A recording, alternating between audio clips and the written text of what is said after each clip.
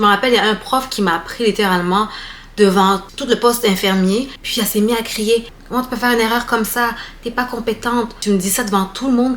Vous savez que l'humiliation que j'ai vécue?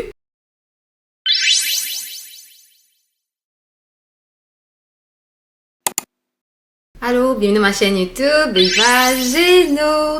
Hello guys, mon nom est Geneviva, mais tout le monde m'appelle Geno. Bienvenue à ma chaîne YouTube. Aujourd'hui, sujet du jour, un sujet quand même controversé. Je voulais parler du racisme dans le domaine de la santé, plus précisément le racisme qu'on vit en tant qu'immigrant. Ça fait 5 ans que je suis infirmière, j'ai gradué en 2020. Puis honnêtement, à chaque fois que je réalise que ça fait comme 5 ans, je suis étonnée à chaque fois que je le dis à voix haute que ça fait 5 ans que je suis infirmière. Je suis étonnée parce que je m'attendais pas à durer aussi longtemps en tant qu'infirmière. Je m'attendais pas à tenir aussi longtemps en tant qu'infirmière. Dans une de mes vidéos que je vais mettre ici, je vous ai déjà dit que je regrettais un peu de devenir infirmière. Une des raisons, c'est à cause du racisme qu'on vit en tant qu'immigrant. Premièrement, ce racisme-là commence pas juste au travail. Le racisme que tu vis en tant qu'infirmière noire ou immigrante au cours, surtout au Québec, ça commence à l'école. Les premières galères que j'ai eues, les premières fois que j'ai réalisé que ce métier était difficile pour moi, c'était à l'école. Tu sais, vous entendez souvent dire que les nurses, les infirmières, c'est des mean girls, c'est des filles méchantes. On a toujours cette réputation qu'on est des filles méchantes, mais les professeurs de soins infirmiers aussi sont des mean girls. C'est les mean girls qui enseignent des futurs mean girls. Tu vois, je veux dire, j'ai parlé avec d'autres collègues infirmières, ok, qui sont immigrants, que ce soit des noirs ou des arabes, etc.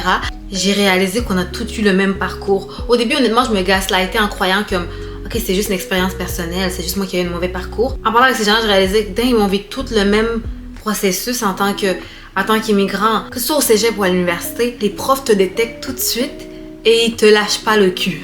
Les profs sont collés à toi plus que les autres. Et ça va te démontrer aussi dans les stages. Parce qu'au moins en classe, t'as des bonnes notes, tu vois, ils peuvent rien dire par rapport à ça, tu veux dire. Mais en stage, c'est les profs qui décident au final. Tu veux dire, si en classe, t'as un examen, t'as une question, tu réponds, il n'y a pas d'ambiguïté, t'as la bonne réponse ou pas. Ok, une bonne réponse et une mauvaise réponse. Mais rendu en stage, je trouve que c'est plus facile pour les professeurs de jouer un peu. Si t'aimes pas la face, ce que je veux dire. Et 90% du temps, si t'es immigrant, ils t'aiment pas la face.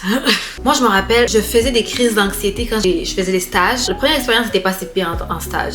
C'est le professeur suivant qui m'a vraiment fait souffrir dans le deuxième stage. Surtout quand tu commences les stages, on n'est pas les meilleurs quand on commence les stages. Tu fais sur 3 ans, fait que t'as 1, 2, 3, 4, 5, 6 sessions. À la deuxième session, tu commences les stages. Cette prof-là en particulier, je me rappelle que j'étais comme, je me gaslightais. Honnêtement, je me faisais croire que c'est dans ma tête et c'est juste moi qui remarquait ces choses-là, que c'est pas vrai. Je pensais que c'est juste dans ma tête. Je sais me convaincre que la prof est pas après moi, qu'elle essaie pas de me faire échouer, que c'est dans ma tête. Jusqu'à quand je vois d'autres élèves de mon groupe de stage faire les mêmes erreurs que moi, le prof va être comme « Oh, c'est correct, tu vas apprendre, c'est correct et tout. » Puis moi, je fais la même erreur, disons, puis c'est la fin du monde. Genre la fin du monde.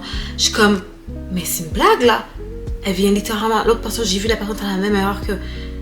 Il n'y a pas 2 jours, cette personne a fait la même erreur que moi. Je fais la même erreur, ça explose. Un bon professeur de stage est supposé t'aider à corriger tes erreurs, oui. Mais c'est la manière que tu le fais aussi. Mes camarades de classe, on les chouchoutait quand ils faisaient des erreurs, on les encourageait et tout. Moi, ce que je reprenais, c'est quasiment des insultes. Je me rappelle, il y a un prof qui m'a pris littéralement devant tout le poste de travail, tout le poste infirmier, puis elle s'est mise à crier « Comment tu peux faire une erreur comme ça? T'es pas compétente. » Même si tu le penses que je suis pas faite pour être infirmière, le fait que tu le dises devant tout le monde, quand je suis une petite étudiante, devant tout le poste de travail, quand j'essaie de me prouver à moi-même, quand je suis déjà pas sécure avec mes propres compétences, quand je me trouve nulle justement, puis tu rajoutes au fait que tu me dis ça devant tout le monde, vous savez que l'humiliation que j'ai vécue, quand c'est arrivé, j'ai juste comme « Yo, je suis pas faite pour ça. Je suis pas faite pour ce métier. Je suis pas fait pour ce métier. » La plupart du temps, ces profs-là, ils vont te coller le cul en tant qu'immigrant. Vous êtes un groupe de 5, 6, 7, on va dire. En stage d'élèves, t'es la seule black, ils vont te coller le cul tout le long. Coller le cul tout le temps sur ton dos au détriment des autres élèves. Moi, j'étais là, j'avais vécu des crises d'anxiété. Le période de stage, pour moi, était comme me dropper en enfer. Je savais que j'allais maltraiter, j'allais me faire insulter. Il fallait que je me prépare à tenir, à pas pleurer devant tout le monde. Je pleurais jamais devant tout le monde, mais je pleurais dans les toilettes. Je me préparais mentalement constamment. Surtout que le prof en particulier dont je parle, j'ai eu des bons profs, là. Il y a des profs qui m'ont vraiment comme aidé à aimer le métier, mais j'ai eu des profs j'étais comme Hitler là a pris exemple sur vous, ok? Parce que la manière qu'ils m'ont traité, je me rappelle, il y en a une, je te jure, il y en a une là, elle m'a dit littéralement comme ok, va ouvrir ton champ stérile, puis attends après moi. Elle a plusieurs élèves là. Fait que quand on fait des techniques qu'on n'est pas encore habitué de faire en tant qu'étudiant, elle venait avec nous. Fait qu'elle m'a dit d'ouvrir un champ stérile, ce qui est facile. C'est ça, on apprend ça dès le début. J'ouvre un champ stérile, c'est pour changer un pansement. Mais le truc avec le champ stérile, c'est que t'as pas le droit de le quitter. Parce que si tu le quittes, il peut y avoir des contaminations, tout. Tu dois ouvrir un nouveau. Fait que moi, la prof, elle m'a dit, ouvre un champ stérile, reste là. Je vais venir te revoir dans quelques minutes. La madame est revenue après 40 minutes. Environ 40 minutes, je pense que c'était plus même. Après 40 minutes. Parce qu'elle est allée courir après les autres élèves. Elle est allée voir les autres parce qu'elle avait pris du retard, j'imagine, je sais pas quoi. Mais le truc, moi, c'est que ça me fait 40 minutes en retard. J'ai pas juste un patient, là, en stage. J'avais comme quoi 2, 3. J'avais des notes à faire. Elle arrive 40 minutes plus tard. Je fais le truc avec elle, chill. Moi, rendu aux notes, là, tout le monde est avancé parce qu'ils ont fait étaient avec eux tout le long. Puis là, moi, je suis en retard dans mes notes. Puis après, tu me pètes une coche. Elle m'a pété une coche en disant, c'est pas gérer ton temps, nanana. Je suis comme, c'est moi qui sais pas gérer mon temps, c'est toi qui sais pas gérer ton temps. J'ai pas dit ça, hein. J'ai pas dit ça en vraie vie, là. Tu sais, j'ai pas dit ça parce que j'allais me faire enlever du stage tout de suite, mais j'étais comme, t'as été en retard 40 minutes, d'habitude tu me colles au cul. La seule fois, il fallait que tu me colles au cul. T'es allé aider d'autres personnes. Moi, j'ai pris 40 minutes de retard par rapport aux autres. Et là, mes notes, je prends un peu plus de temps que les autres à finir à cause que tu m'as rendu en retard. Et tu me pètes une coche en disant que je suis pas faite pour être infirmière. Je suis comme, non, mais c'est une blague, là, on me niaise, là. Moi, j'étais comme, non, mais je suis folle. Je suis folle! Comme, j'ai des exemples comme ça que j'ai par rapport à cette prof-là, mais pour vrai, elle m'a tellement poussée à bout. Je me rappelle, il y a un moment donné, elle m'a dit tellement que j'étais pas compétente que je devrais peut-être changer de métier puis de penser à autre chose. J'ai texté mes parents, j'ai littéralement dit je lâche. J'ai littéralement dit je lâche. Pour vrai, la seule raison pourquoi j'ai fini les cours, pourquoi j'ai eu mon DEC en soins infirmiers, c'est à cause de mes parents. Le nombre de fois j'ai voulu lâcher, littéralement je les ai textés puis je les ai dit je lâche. Puis après je les ai bloqués.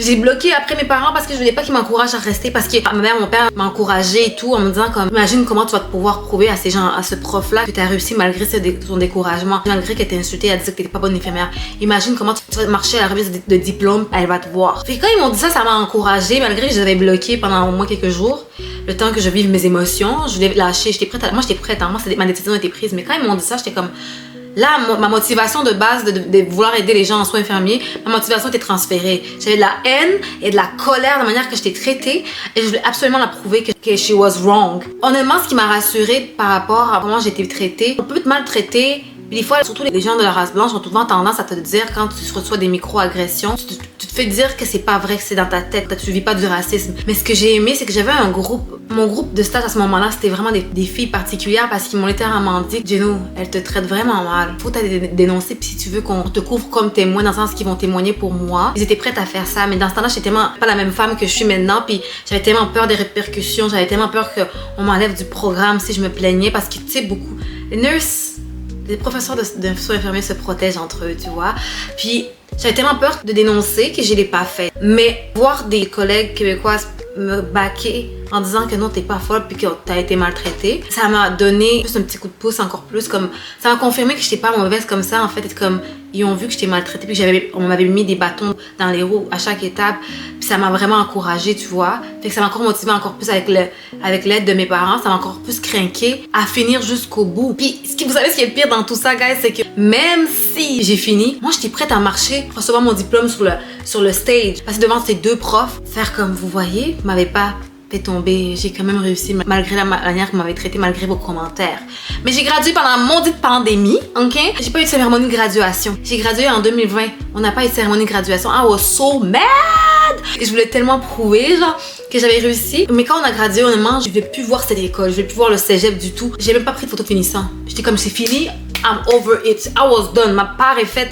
Je vais plus voir jamais cette école de ma vie. Je suis traumatisée. Moi, j'ai un PTSD quand je passe devant cette école. Juste l'odeur des hôpitaux me stresse à cause des moments que j'ai vécu en stage avec mes professeurs. Je peux pas travailler en hôpital, moi. Moi, je suis une fille de clinique, mais les odeurs d'hôpitaux, genre à Montréal, rentre dans un hôpital juste pour visiter des gens, des malades, mes amis malades ou quelque chose comme ça, je ne suis pas capable. Genre, ça me donne un syndrome post-traumatique. Tu vois, je veux dire. Mais, même si j'ai pas pu prouver à ces professeurs parce que j'ai pas eu de cérémonie de diplôme, il y a un truc qui m'est arrivé. Et moi, je suis croyante, ok? Dans la Bible, ça dit souvent que la vengeance est à Dieu. Il y a un verset biblique qui dit, ça dit que Dieu préparera une table devant tes ennemis, dans le sens qu'il va te montrer la victoire devant tes ennemis, puis tes ennemis vont voir à quel point t'as réussi. Même si j'ai pas marché devant mes professeurs, Dieu a quand même dressé une table devant mes ennemis. Ce que je veux dire par là, c'est que l'année dernière, j'ai pris un contrat dans ma ville où j'ai gradué, tu vois. J'ai pris un contrat en tant qu'infirmière d'agence dans un CHSLD. Une journée, j'arrive pour prendre un rapport. Puis là, je prends mon rapport. Je vois que c'est un jeune étudiant noir. Là, je vois plein d'étudiants autour en uniforme parce que les étudiants, on est obligés. Parce qu'au cégep, nous, ils nous forcent à porter les maudits uniformes bleus laids, là, les vieux uniformes bleus laids. Fait que tu reconnais les étudiants comme ça. Là, je suis comme, ah, il y a des étudiants partout.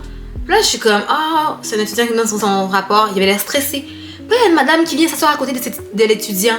Guys, c'était la professeure qui m'a fait vivre une terreur là, durant les stages.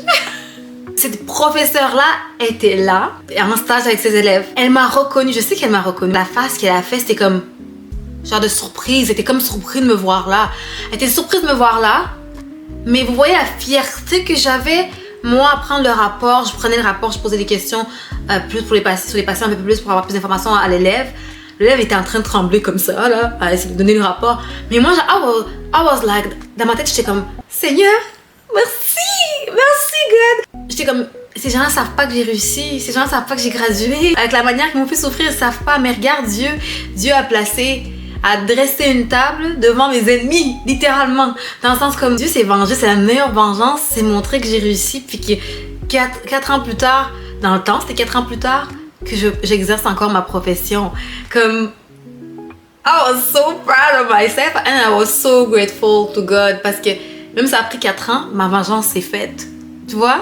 Ma vengeance s'est faite. Parenthèse comme ça par rapport au sujet justement. Quand j'étais dans mes stages, ok, moi j'ai une tante qui est infirmière et tout. Elle connaît comment c'est dur d'être une infirmière noire, surtout devenir infirmière, les cours, comment c'est dur et tout, blablabla.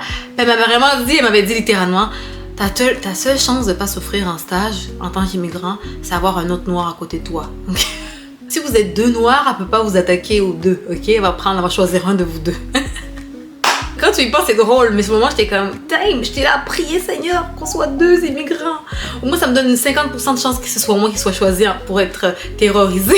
Pour vrai, comme, j'en ris maintenant parce que je suis fière de moi. Maintenant, je suis rendue de l'autre côté puis je sais que je suis une bonne infirmière. Mais, j'ai souffert, guys! Puis le pire, je me rappelle, il y a un prof, oh my god, cette prof-là est un cœur. On mangeait en groupe, puis il y a un prof, littéralement, qu'on parlait des difficultés d'être immigrant et tout. Puis la prof était blanche et tout, puis elle disait, elle sait que plusieurs de ses collègues s'attaquent aux immigrants, puis que c'est un truc connu entre eux. Elle a dit ça! Il y a une prof qui a dit ça. Elle a dit, mais je sais qu'il y a plusieurs de mes collègues qui se parlent entre eux puis parce qu'ils veulent décourager beaucoup de migrants à venir dans le métier. Cette prof-là a dit que ces profs-là ont dit que les immigrants deviennent trop nombreux dans le programme de soins infirmiers. Donc, on va être attaqués en stage souvent ou attaqués durant les cours et tout. Ils vont tout faire pour nous décourager parce qu'on devient de plus en plus nombreux dans le métier parce qu'il y a juste nous qui veut aller là-dedans. Mais un prof a dit ça, qu'elle sait que c'est pas la bonne chose, mais qu'il y a beaucoup de profs qui font ça malheureusement puis qu'elle a vu ses collègues en parler même puis qu'elle était pas d'accord avec ça, etc. Tu vois, je veux dire, j'étais comme, dang! Comment je vais passer des années à me gaslight? Fait que c'est vrai, je suis pas folle, ils s'attaquent à nous. Mais j'ai eu des profs aussi incroyables, tu vois, des profs qui m'ont comme fait aimer ma job. Mais les mean girls des soins infirmiers, les profs mean girls, Puis le pire dedans, c'est que, guys, ça s'arrête pas là, hein. Ça va continuer. Le racisme, les micro-agressions que tu vas recevoir, ça va pas s'arrêter là. Dès que tu commences le métier, ok, ça fait 5 ans que je suis dans le métier, chaque fois que je suis dans un contrat au nord, ou n'importe où, je reçois un peu de micro-agression. Maintenant, ça me fait plus rien. J'ai plus rien à prouver à personne. Puis ça, c'est un point aussi au début. Il faut constamment que tu te prouves. Beaucoup de tes collègues de travail, des fois, ils vont pas être contents que tu sois là. Parce que déjà, ils pensent que tout le monde, on est en train de les envahir. Qu'il y a beaucoup trop de noirs dans le domaine de la santé. Trop d'immigrants dans le domaine de la santé. À cause de ça, t'as pas le droit à l'erreur. Tu dois te prouver constamment. Tu pourrais avoir 45 diplômes. Il n'y a rien à faire. Tu marches sur des œufs au début, mais avec le temps, tu t'en fous. Tu connais tes compétences, tu t'en fous. Ok? Je dis souvent aux gens, quand les gens me demandent est-ce que je regrette mon métier? Oui, je regrette dans le contexte comme déjà être infirmière, c'est une job particulière. Mais en dehors du fait que je reçois des micro-agressions de la part de mes collègues et des patients, moi j'aime ma job. Pour vrai, non, en fait, pour vrai, on va arrêter de mentir là. Comme, moi ce qui m'a sauvé la vie honnêtement, c'est d'être en agence. L'agence m'a fait réaliser qu'il y a d'autres choses qu'être à l'hôpital ou en CHSLD. J'ai été infirmière scolaire, j'ai adoré ça, travailler avec des adolescents. Moi, jusqu'à date, ma job préférée, c'était infirmière en ITSS, donc en maladie transmise sexuellement. J'ai adoré, c'est mon préféré. Si je pourrais avoir un poste quelque part, ITSS, puis tout ce qui est examen gynécologique et tout ça, ça c'est moi. C'est moi ça que j'ai vraiment adoré. Mais c'est à cause des agences, j'ai découvert ça. Ça m'aurait pris 45 ans dans le public avoir accès à ce genre de job. Puis aussi, j'aime tellement travailler avec les communautés autochtones. J'adore, je me sens tellement plus à ma place que disons à Montréal là-bas. Comme quand je suis là-bas, j'aime ça. J'aime vraiment mieux là-bas qu'ici. Montréal, c'est la jungle. Montréal, c'est un champ de guerre. OK? Tout court être infirmière, c'est un champ de guerre. Mais Montréal, c'est un autre. Surtout les hôpitaux. C'est un autre. Mais je ne regrette pas en ce moment parce que je commence à trouver ma place, je sais ce que j'aime. Personne ne va me forcer à aller travailler à l'hôpital. Tu ne me verras plus jamais mettre les pieds à l'hôpital. OK? Je connais ma place. OK? Je suis une fille de clinique. La plupart du temps, beaucoup d'infirmières, des jeunes infirmières, ils pensent qu'ils n'aiment pas leur job. Comme j'ai une amie, comme elle est convaincue qu'elle n'aime pas le métier. Mais moi, je lui dis toujours, c'est pas que tu n'aimes pas le métier, c'est que tu n'as pas encore exploré autre chose que l'hôpital. Surtout à l'école, on nous fait croire qu'il n'y a rien d'autre que l'hôpital. On ne te montre pas de toutes les possibilités. On te montre 30 secondes des possibilités, genre tu peux travailler en recherche, blablabla. Mais il y a plus que ça. Le diplôme d'infirmière peut t'ouvrir tellement de portes. Comme il y a injectrice pour injecter les lèvres et tout ça, tout ce qui est botox et tout ça. Je connais des infirmières qui font ça, puis ils aiment bien leur vie, puis ils n'ont jamais touché à l'hôpital leur vie. Tu vois, je veux dire, souvent je dis aux jeunes infirmières, t'es malheureuse parce que t'es à l'hôpital. T'es malheureuse parce que t'as pas exploré autre chose. T'es la fille qui, du début, j'étais comme, je suis tellement pas dans mon domaine, j'aime pas ça. Quand j'ai trouvé ma place, j'ai trouvé un endroit que j'étais heureux, tout ce qui est santé communautaire, santé publique. Là, j'ai réalisé comme, ok, je suis à ma place, j'étais juste pas dans le bon département, tu vois, je veux dire. Donc, non, je regrette pas maintenant, mais si c'était recommencé à zéro, guys, je ne serais pas devenue infirmière. I'm just saying. Je ne serais pas devenue infirmière. Le stress que j'ai vécu à l'école, je ne recommencerai pas à zéro. Oublie. Mais, guys, c'est tout pour la conversation d'aujourd'hui. Comme, dis-moi dans les commentaires, les autres infirmières, est-ce que vous reconnaissez dans mon témoignage? Est-ce que vous avez vécu la même chose que moi? Partagez votre expérience dans les commentaires, guys. N'hésitez pas à commenter. N'hésitez pas à liker la vidéo et n'hésitez pas à vous abonner. C'est tout pour aujourd'hui, guys. On se voit la prochaine. Bye bye.